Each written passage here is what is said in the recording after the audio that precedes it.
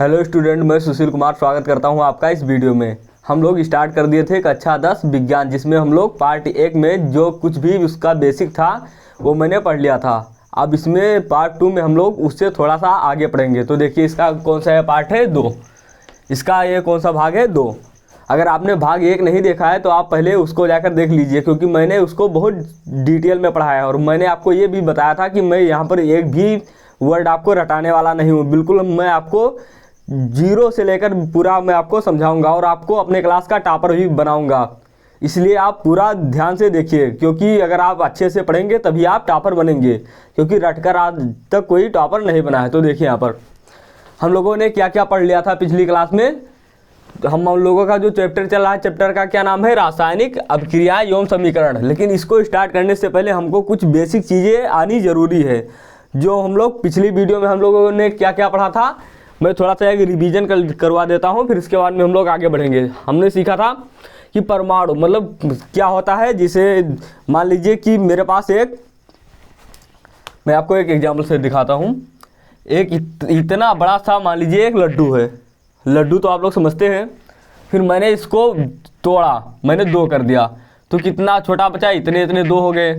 फिर उसको तोड़ा, फिर इतना छोटा हुआ, फिर और तोड़ा, फिर इतना छोटा हुआ, फिर और तोड़ा और तोड़ा और तोड़ा। मतलब एक समय ऐसा आ गया कि मैं उसको तोड़ नहीं पा रहा हूँ, इतना छोटा। और इससे भी और छोटा क्या होता है, परमाणु। मतलब कि परमाणु सबसे छोटा कण होता है इस लड्डू का। मान लीजिए लड्डू है, तो ये जो जिसका सबसे छोटा कण क्या हो गया, इसका परमाणु हो गया। अणु क्या होता है, अणु और परमाणु को हम लोग इंग्लिश में क्या कहते हैं, एटम। क्योंकि आप लोग इंग्लिश को भी ध्यान में रखिए, क्योंकि आगे चलकर अगर जो कंपटीशन में आप बैठेंगे तो आपको इंग्लिश का वर्ड आना थोड़ा ज़रूरी हो जाता है। अणु क्या होता है, अणु को हम लोग इंग्लिश में क्या कहते हैं, मॉलिक्यूल। मॉलिक्यूल को हम लोग कैसे कहते हैं, देखिए 2 या 2 से अधिक परमाणु मिलकर अणु बनाते हैं। इसका मतलब क्या हुआ, अब देखिए, इसे ये जो लड्डू है इतना बड़ा, ये छोटे छोटे इन दानों से मिलकर तो बना होता है। आपने अगर जो लड्डू को हम लोग फोड़ेंगे तो उसमें छोटे छोटे दानों से मिलकर तो एक बड़ा सा लड्डू बनता है। और हम लोग चाहें तो 10 लड्डू मिलाकर एक बड़ा वाला लड्डू बना ले, इतना बड़ा अपना खाने के लिए, और सबको एक छोटा छोटा लड्डू दें, अपना 10 लड्डू को मिलाकर एक इतना बड़ा लड्डू बना ले। ऐसा पॉसिबल तो है, क्योंकि वो भी तो लड्डू रहेगा, एक ही लड्डू रहेगा।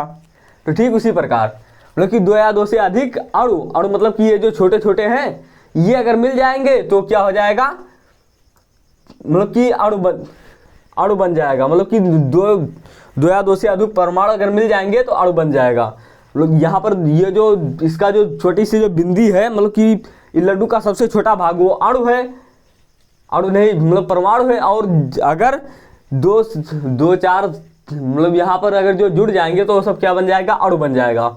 अब ये तत्व क्या होता है, तत्व को हम लोग इंग्लिश में क्या कहते हैं, एलिमेंट। एलिमेंट हम लोग किसे कहते हैं, एक ही प्रकार के परमाणु से मिलकर बनता है। मतलब क्या हुआ, अब देखिए लड्डू है, ये छोटी छोटी एक मतलब जो भले ही एक लड्डू का वो मैंने इतने छोटे छोटे भागों में तोड़ा है, लेकिन जो उसका एक छोटा सा दाना वो भी तो लड्डू का ही दाना है। ऐसा थोड़े नहीं कि उसमें जो सबसे छोटा सा जो दाना है वो लड्डू का नहीं है, वो किसी दूसरे का दाना है। मैं उसकी बात नहीं कर रहा हूँ जिसमें आप अगर और कुछ मिला देते हैं, काजू बादाम किशमिश, ये वाली बात नहीं कर रहा हूँ मैं, लड्डू की वहाँ पर बात कर रहा हूँ सिर्फ। तो खूब छोटा सा अगर जो दाना लें तो वो भी तो इसी का पार्ट है। मतलब कि देखिए, तत्व किसे कहते हैं, एक ही प्रकार के परमाणु से मिलकर बना है। मतलब कि ये लड्डू के छोटे छोटे दानों से मिलकर तो बड़ा वाला लड्डू बना है, जिसे हम, और मैं आपको अगर जो इस रासायनिक विज्ञान की अगर जो भाषा में अगर मैं आपको बताऊं तो जैसे लोहा है, लोहा का एक मैंने इतना बड़ा सा मैंने हथौड़ा बना दिया, लगभग में मान लीजिए इतना बड़ा मैंने लोहे का बाल बना दिया। और उसको अगर हम लोग तोड़ेंगे तो छोटे छोटे उसके टुकड़ों से मिलकर तो इतना बड़ा बाल बना है। तो उसके अंदर है क्या, लोहा ही है। ठीक, मतलब कि एक ही प्रकार का होना चाहिए, तो उसे हम लोग क्या कहते थे, तत्व। वहाँ पर यौगिक किसे कहते हैं, यौगिक मतलब यौगिक को हम लोग इंग्लिश में क्या कहते हैं, कंपाउंड। पहले आप रटने की कोशिश मत कीजिए, क्योंकि अगर आप रटेंगे तो आपको कुछ आने वाला है नहीं। मैं आपको पूरा पढ़ाऊंगा और आपको ध्यान से समझना है। अगर आपको कुछ भी अभी नहीं समझ में आ रहा है तो आप सिर्फ लिखते जाइए, लास्ट में आपको पूरा का पूरा क्लियर हो जाएगा। यौगिक को हम लोग इंग्लिश में क्या कहते हैं, कंपाउंड। कंपाउंड क्या होता है, 2 या 2 से अधिक तत्व। तत्व मतलब जैसे यहाँ पर 2 तत्व रासायनिक रूप में जुड़े हैं। अब इसका मतलब क्या हुआ, दो तत्व हो या दो से अधिक तत्व, तत्व क्या होता है एक ही प्रकार के बना हो। तो मैं आपको एक एग्जांपल देता हूँ। एग्जाम्पल थोड़ा बेसिक वाला, जो रासायनिक रूप वाला जो है यहाँ पर एक कॉन्सेप्ट आया है, क्या है, रासायनिक रूप। अब ये रासायनिक रूप क्या है, देखिए मैं आपको यहाँ पर समझाता हूँ। अगर मान लीजिए यहाँ पर चाय है, चाय पहले छोड़िए, पहले चीनी प्लस चाय पत्ती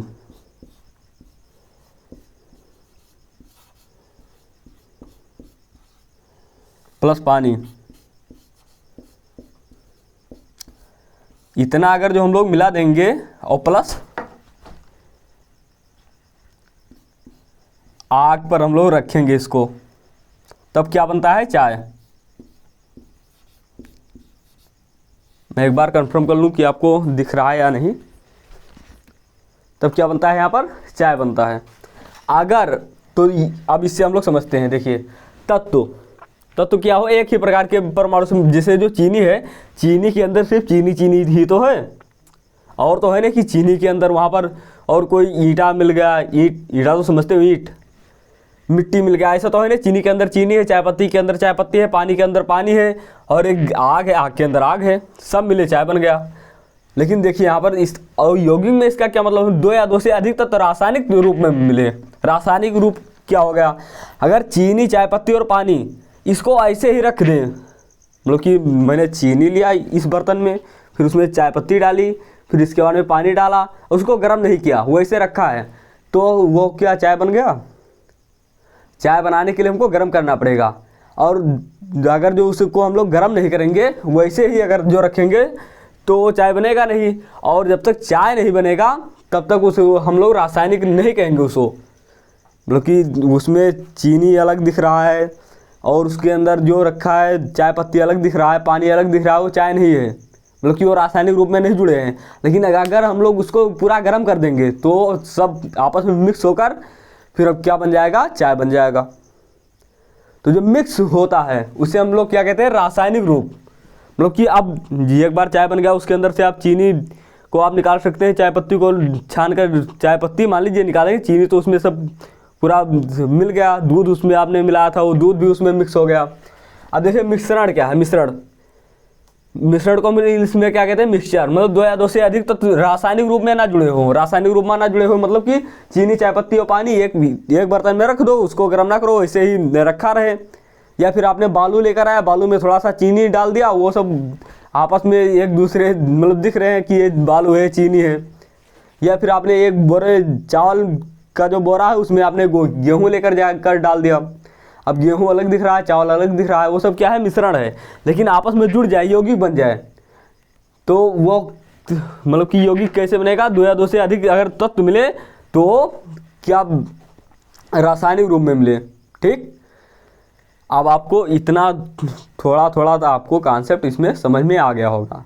अब हम लोग एक बार और समझते हैं। मैंने आपको ये परमाणु वाला ये जो कॉन्सेप्ट में बताया था कि ये बहुत छोटा होता जाता है, हम लोग इसके अंदर भी चलते हैं। कैसे कि ये जो इतना बड़ा परमाणु है ये और छोटा हो गया, और छोटा हो गया है, तो ये सर कितना छोटा हो सकता है। ये बहुत इंटरेस्टिंग कहानी है। पहले आप लोग इसको एक बार लिख लीजिए, फिर इसके बाद में मैं उसको समझाता हूँ। देखिए हम लोग बात करते हैं क्या क्या परमाणु के अंदर होता क्या है। हमने आपको बताया था किसी भी पदार्थ की सबसे छोटी इकाई क्या होती है, परमाणु होती है। मतलब कि कोई मान लीजिए एक पदार्थ है, उसको तोड़ते जाए, जैसे इतना बड़ा पदार्थ था, मैंने तोड़ा, इतना हुआ, इतना हुआ, इतना हुआ, इससे भी छोटा करते गए। एक समय ऐसा है जब उसको मैं और छोटा नहीं कर पा रहा हूँ, वो सब क्या है, उसका परमाणु है। अब अगर मैं इसे मैं थोड़ा सा बड़ा करूं, मतलब कि जो यहाँ पर है इसे मैं जूम करूं, जूम का मतलब कि थोड़ा पास से देखूं आखिर इसके अंदर है क्या क्या। तो देखिए ये जो गोला है इसके अंदर क्या है, पी मतलब क्या होता है, प्रोटॉन। एन का मतलब क्या होता है, न्यूट्रॉन। और ये पूरा किसका चित्र है, परमाणु का। जो ये इतना छोटा सा था, मैं आपको एक बार थोड़ा सा यहाँ पर बता दूँ। यहाँ पर जो ये पी है, पी का मतलब क्या है, प्रोटॉन। तो उनका सिर्फ नाम है कि ये इसमें होता है। एन का मतलब क्या होता है, न्यूट्रॉन।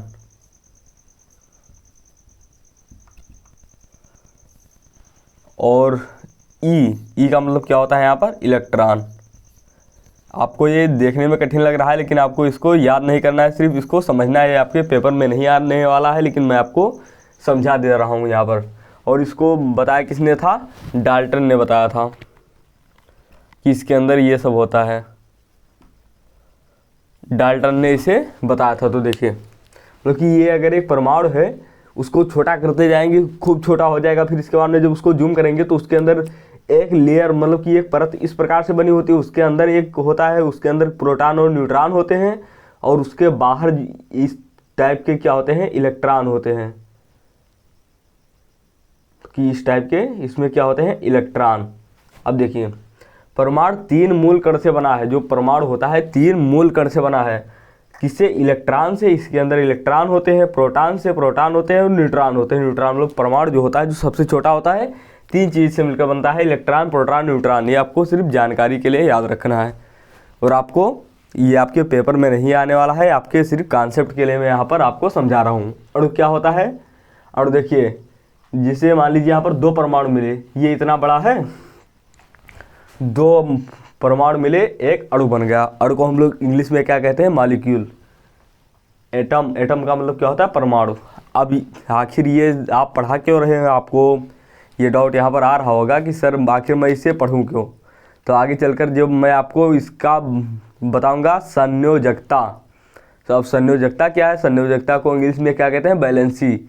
जब मैं आपको वहाँ पर बताऊँगा कि हाइड्रोजन की बैलेंसी इतनी होती है और कार्बन की बैलेंसी इतनी होती है, तब आपको वहाँ पर प्रॉब्लम आएगा कि आखिर बैलेंसी इसमें होती क्या है।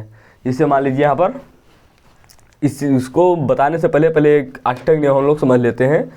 कोई भी परमाणु मतलब कि ये जो इस प्रकार से है, मतलब कि किसी भी पदार्थ क्या होता है? मतलब कि जो कुछ भी आपने आसपास देख पाते हैं, जिससे मान लीजिए एसी लगा है, एसी का तोड़ दें और उससे छोटा टुकड़ा, फिर उससे छोटा टुकड़ा, फ्रिज है, फ्रिज को तोड़ दें, उससे छोटा टुकड़ा, पंखे को तोड़ दे, लोहा बचा, लोहा का तोड़ते चले जाए, उसका सबसे छोटा टुकड़ा, वो क्या है? पदार्थ है। अब देखिए पदार्थ 3 मूल कण से बना होता है, इलेक्ट्रॉन, प्रोटॉन, न्यूट्रॉन। लेकिन ये जो पदार्थ है ये इसका कुछ नियम है। देखिए कोई भी परमाणु स्थिर बनने के लिए अपनी बाहरी परत में 8 इलेक्ट्रॉन प्राप्त करने की कोशिश करता है। मतलब कि ये क्या चाहता है?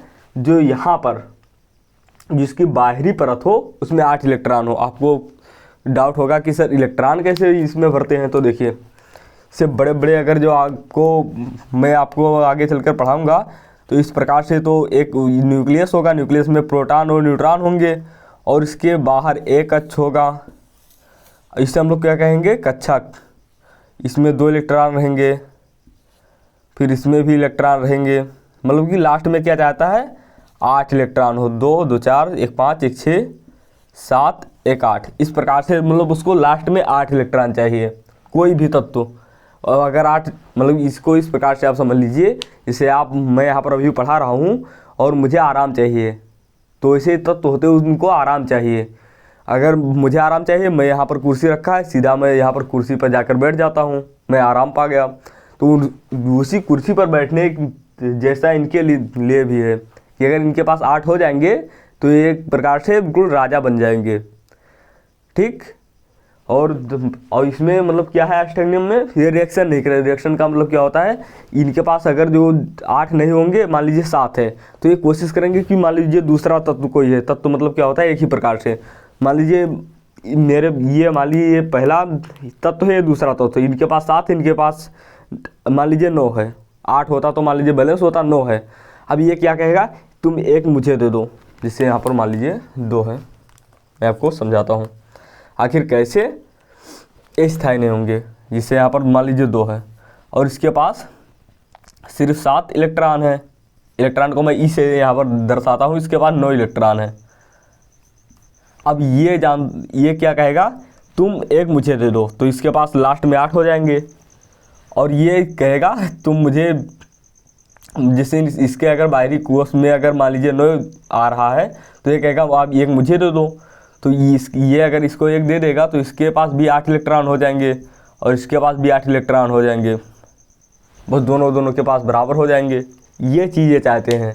मतलब कि यहाँ पर लास्ट में 8 बनाने के लिए रिएक्शन कर जाते हैं। रिएक्शन का मतलब कि दूसरे से छीनने लगते हैं, जिससे हाइड्रोजन ऑक्सीजन ये सब जुड़ता है, जिससे पानी बनता है। तो पानी कैसे बना, ये इसी मतलब कि उसका जो अष्टक कंप्लीट नहीं होता है तभी ये आपस में रिएक्शन करते हैं, इधर से उधर जाते हैं, तभी ये सब होता है। अगर मान लीजिए रिएक्शन ना करे, जैसे नियान होता है, नियान एक गैस है, उसको अगर हम लोग रख देंगे, जैसे चिप्स का पैकेट होता है उसके अंदर गैस भरी होती है, तो अगर उसके अंदर हम लोग ऑक्सीजन गैस भर देंगे तो ऑक्सीजन गैस क्रिया करके उसको ख़राब कर देगा लगभग, क्योंकि उसमें वैलिडिटी पड़ी रहती है लगभग में 12 महीने तक लगभग में उसे खा सकते हैं। जैसे कोई चिप्स होता है उसमें लास्ट में लिखा रहता है यम मैन्युफैक्चरिंग डेट, उसमें अगर जो मान लीजिए लिखा है कि इसे 12 महीने तक हम लोग खा सकते हैं, तो अगर उसके अंदर ऑक्सीजन भर देंगे तो मुश्किल से 15-20 दिन में उसको ख़राब कर देगा। लेकिन क्योंकि ऑक्सीजन जो होता है उसके साथ में जो चिप्स भरी होती है उसके साथ रिएक्शन कर जाता है, क्योंकि उसका अष्टक नहीं कंप्लीट होता है। और जो इसका अष्टक कंप्लीट है, जैसे नियान गैस अगर उसके अंदर भर देंगे तो कभी लगभग 12 महीने तक वो कुछ उसमें खराबी नहीं आएगी, वैसा वो बना रहेगा। तो इसीलिए हमको हर एक तत्व क्या चाहता है कि मैं अपना अष्टक कंप्लीट कर लूँ। तो यह अष्टक नियम कहता है कि कोई भी परमाणु स्थिर बनने के लिए अपनी बाहरी परत में 8 इलेक्ट्रॉन प्राप्त करने की कोशिश करता है। स्थायी मतलब कोई रिएक्शन नहीं, ना किसी से जुड़ना, जैसे कि नियान। क्यों नियान मतलब किसी से जुड़ता नहीं है। हम लोग अब फिर इसके बाद में क्या पढ़ने वाले हैं, हम लोग पढ़ेंगे इसके बाद में तत्व की बैलेंसी। अगर जो कोई तत्व है तो उसकी बैलेंसी क्या होगी, मतलब कि इसको हम लोग थोड़ा और डेप्थ में भी पढ़ेंगे। लेकिन फ़िलहाल के लिए अगर आपको पहले आप ये बताएं कि आपको क्लास कैसा लगता है, क्या मुझे इतना डेप्थ में पढ़ाना चाहिए, क्योंकि अगर आपके पास नॉलेज रहेगा। मैं तो खुद जब पढ़ता था अपने टीचर से, मैं इतना इसको गहराई में पढ़ता था कि मुझे एक एक कॉन्सेप्ट चाहिए कि आखिर ये जुड़ रहा है तो क्यों जुड़ रहा है, ये रिएक्शन हो रही है तो क्यों हो रही है। मैंने अपने सर से एक एक पॉइंट बिल्कुल मैंने वहाँ पर पढ़ा है। वैसे अगर आप भी पढ़ेंगे तो आपको साइंस का मतलब क्या होता है, विज्ञान बहुत ज़्यादा आपको कठिन नहीं लगेगा। अगर आप उसको सिर्फ हलवे की तरह पढ़ेंगे, रट्टा मार लिया, तो इस प्रकार से आपको बहुत ज़्यादा कठिन हो जाएगा। तो आपको ये सब समझ में आया कि ये परमाणु के अंदर ये सब नीचे कितना होता है। मैंने अष्टक भी आपको बताया कि आखिर अष्टक नियम इसका है क्या।